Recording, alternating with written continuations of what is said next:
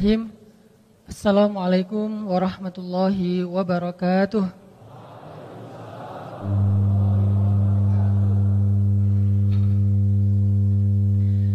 Alhamdulillahirabbil alamin. Nahmaduhu wa nasta'inuhu wa nastaghfiruh. Asyhadu an la ilaha illallah wahdahu la syarikalah. Wa asyhadu anna Muhammadan abduhu wa rasuluhu la nabiyya ba'dah.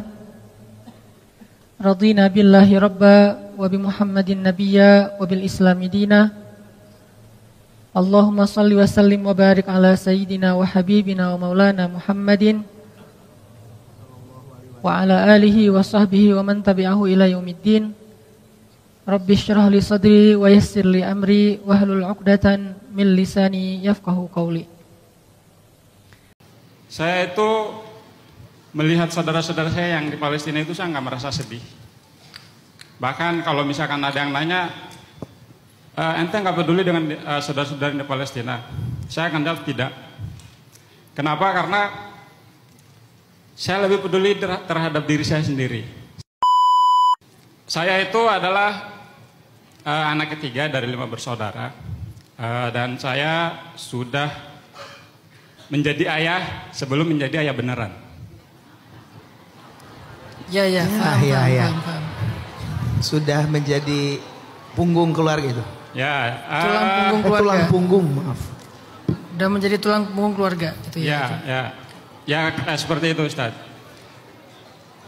Ketika saya menjadi tulang punggung keluarga, kemudian juga ditambah lagi dengan kondisi finansial, kondisi ekonomi yang emang parah gitu kan. Terus ditambah lagi diuji dengan syahwat dan hawa nafsu. Nah, itu menurut saya sendiri sebenarnya nggak sanggup buat menjalani kehidupan itu seperti itu. Kenapa? Karena mungkin ya kalau misalkan kekurangan ekonomi ataupun apa ya saya bisa bersabar menahan itu semua. Tapi ketika dengan diuji syahwat dan hawa nafsu ditambah dengan kurangnya ekonomi ya, boro-boro mikir nikah buat mahar aja susah gitu kan. Jadi menahan syahwat itu emang sangat menyakitkan buat saya. Bahkan pernah saya sampai nangis, Ustaz, di kamar.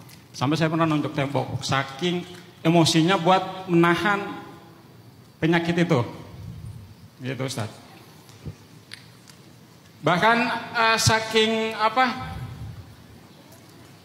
beratnya, Ustaz.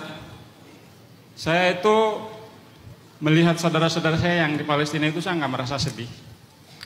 Bahkan kalau misalkan ada yang nanya, ente nggak peduli dengan saudara-saudara di Palestina? Saya akan jawab tidak. Kenapa? Karena saya lebih peduli terhadap diri saya sendiri. Saking pedulinya saya terhadap diri saya sendiri, saya selalu berdoa kepada Allah. Ya Allah, inilah doa terbaik saya buat saudara-saudara saya yang di Palestina. Saya tahu mereka susah, saya tahu mereka diuji. Tapi Engkau menguji mereka dengan kemuliaan yang sangat dekat. Saudara mereka ada yang syahid, anak mereka syahid, teman mereka syahid, ya. Kemudian ketika mereka digenosidakan, keimanan mereka makin bertambah. Terus sementara saya sekuat tenaga menahan syahwat dan hawa nafsu agar tidak terjerumus ke dalam perbuatan yang diharamkan oleh Allah. Auzubillah min dzalik, ketika kalau misalkan saya melakukannya, saya mati dalam keadaan su'ul khotimah. Jadi saya diuji dengan di pinggir jurang. Jadi menurut saya itu sangat berat sekali, sangat berat. Jadi saya berdoa itu, saya harap doa itu akan menjadi saksi buat saudara-saudara saya di Palestina bahwasanya saya tidak meninggalkan mereka, dan saya harap mereka juga tidak meninggalkan saya di akhirat kelak ketika di yaumul hisab. Jadi saya minta solusinya dari antum, Ustaz, buat berikan masukan yang terbaik buat saya pribadi yang mengalami kehidupan seperti ini. Mungkin dengan teman-teman yang di luar sana, yang mungkin ada pencerahan buat kami yang mungkin mereka bermaksiat, bertobat lagi, bermaksiat, bertobat lagi. Itu kan jadinya ngambang antara su'ul khotimah atau tidak. Ya, makasih ya Ajo. Ajo tuh seseorang yang sebetulnya luar biasa ya, dalam ya. Ketika dia menyampaikan sebuah keresahan itu muncul karena iman Ajo. Karena kalau di hati Ajo nggak ada iman, Ajo nggak akan ngomong kayak barusan. Karena banyak orang yang justru dia bangga dengan dosa. Banyak orang yang rasa berbuat dosa itu biasa aja, nggak muncul lagi rasa resah. Ternyata salah satu ciri orang beriman itu adalah takut dengan dosa walaupun dia masih melakukan dosa. Itu ciri orang beriman. Walladzina yu'tuna ma ataw wa qulubuhum wajilah. Orang yang banyak beramal tetapi hatinya masih takut. Ternyata hati yang takut, wajilah, itu Allah letakkan di dalam surat Al-Mu'minun sebagai bukti salah satu ciri-ciri orang yang beriman itu punya wajilah, rasa takut. Siapa yang ngasih iman di dalam hatinya Ajo? Allah. Jadi Allah nggak ninggalin Ajo. Tetapi setiap orang diuji dengan caranya. Seperti kata Ajo tadi, ujian Palestina emang berat, tapi mereka diuji dalam kemuliaan, dan itu benar banget. Ujian kita emang ringan, tapi ujian kita di tepi jurang. Yang kalau kita kepleset dikit, kita akan jatuh ke lubang kehinaan.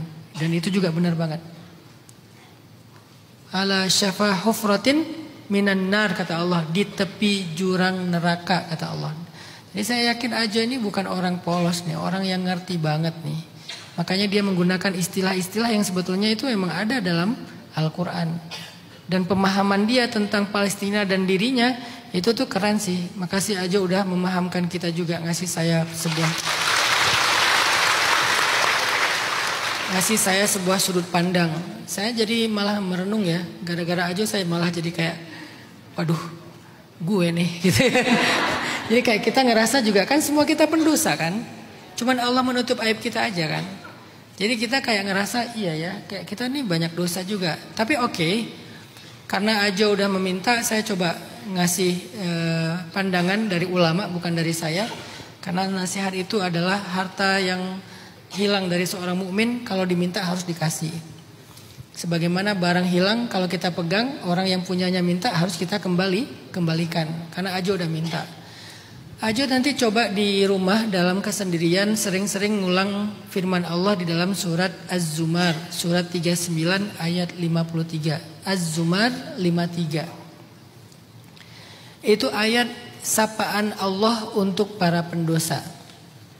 Allah bilang gini, Qul ya ibadiyalladzina asrafu ala anfusihim. Qul ya ibadiyalladzina asrafu ala anfusihim. La taqnatu min rahmatillah. Inna Allah yaghfiru dzunuba jami'a. Innahu huwal ghafurur rahim.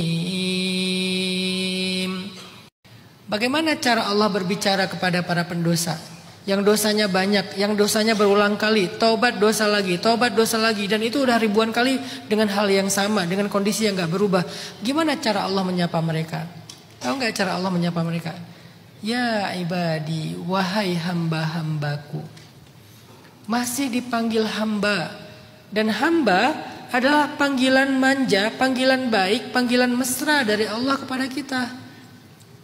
Allah kalau menyebut nama Muhammad, Allah nggak menyebut Muhammad, Allah menyebutnya Abdun. Subhanalladzi asra bi'abdihi. Padahal kan bisa aja Subhanalladzi asra bi Muhammadin. Bisa kan? Kenapa nggak Muhammadin tapi Abdin?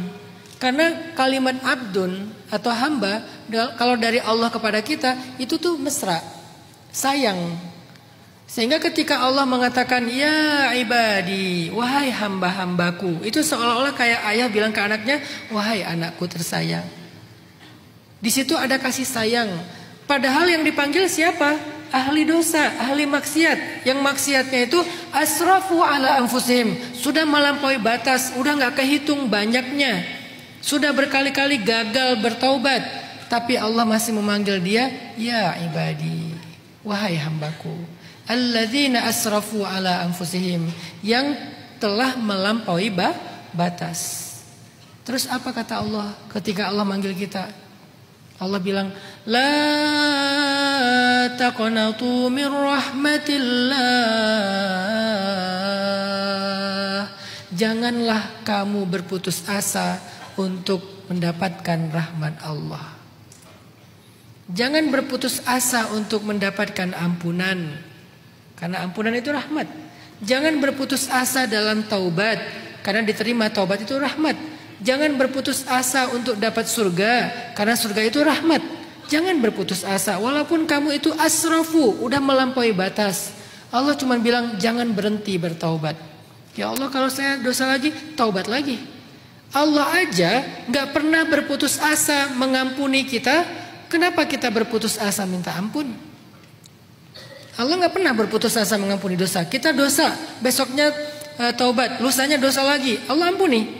Taubat lagi, berdosa lagi, Allah ampuni. 1000 kali kita berdosa, 1000 kali kita minta ampun, 1000 kali Allah mengampuni, dan tidak ada batas. Sampai nyawa ada di tenggorokan kita atau matahari terbit di barat. Maka kata Allah, la taqnatu, jangan nyerah. Belajar lagi, ajo, saya, kita semuanya, semua pendosa, yuk belajar lagi, perbaiki lagi. Semua kita punya pendosa yang bahkan sampai hari ini masih kita lakukan. Yuk kita perbaiki lagi.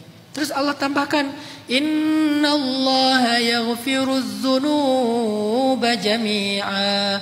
Allah mengampuni semua dosa, gak ada kecuali. Ya Allah, saya pezina, Allah mengampuni semua dosa. Ya Allah, saya makan riba, Allah mengampuni semua dosa. Ya Allah, saya durhaka, Allah mengampuni semua dosa. Ya Allah, saya ninggalin sholat, Allah mengampuni semua dosa. Nggak ada yang nggak diampuni. Ya Allah, saya syirik, Allah mengampuni semua dosa.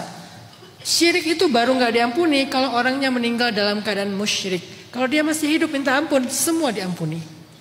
Nggak ada yang nggak diampuni. Pertanyaannya, mau minta ampun nggak? Yang jadi masalah kitanya yang berputus asa minta ampun kepada Allah. Selembut itu Allah memanggil para pendosa. Semoga saya, Ajo, kita semua adalah orang yang dipanggil Allah dengan kasih sayangnya. Ajo masih ingat cerita seorang pembunuh yang membunuh 100 orang. Yang ke-100-nya ahli ibadah pula tuh yang dia bunuh.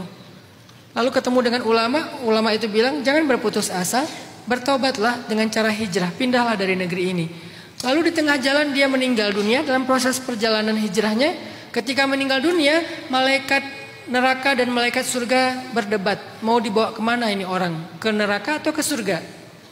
Kata yang malaikat neraka, dia kan belum selesai taubatnya, baru proses. Kata malaikat surga, tapi dia kan udah niat taubat, tapi kan dia taubatnya belum benar, belum tentu benar, karena belum sampai. Debat, akhirnya Allah bilang, ukurlah tanah tempat dia meninggal, jaraknya ke tempat yang dia tinggalkan dan tempat yang dia tuju. Kalau dia lebih dekat ke tempat yang dia tuju, maka dia ahli surga. Kalau dia lebih dekat ke negeri yang dia tinggalkan, maka dia ahli neraka. Malaikat pun mengukur, sebetulnya itu tanah lebih dekat ke negeri yang dia tinggalkan. Tapi Allah berfirman kepada tanah, kepada bumi, wahai bumi, dekatkan dia ke negeri yang dia tuju. Sehingga ketika diukur oleh malaikat, dia ternyata lebih dekat ke negeri yang dia tuju. Apa maksudnya dari kisah hadis ini? Allah yang merahmati dia supaya dia masuk surga. Walaupun dia belum tuntas taubatnya. Bagian kita taubat aja. Allah tuh Maha Rahman. Memang kita sedih sih kalau berulang kali berbuat dosa, gimana nanti akhir dari kehidupan kita. Tapi jangan berhenti untuk memperbaiki diri. Gak ada yang sekaligus. Semuanya butuh proses. Salah lagi, perbaiki lagi. Salah lagi, perbaiki lagi. Semoga Allah berikan taufik kepada Ajo dan kita semuanya sampai ke hadirat Allah dalam keadaan ya ayyatuhan nafsul mutmainnah. Allahu a'lam.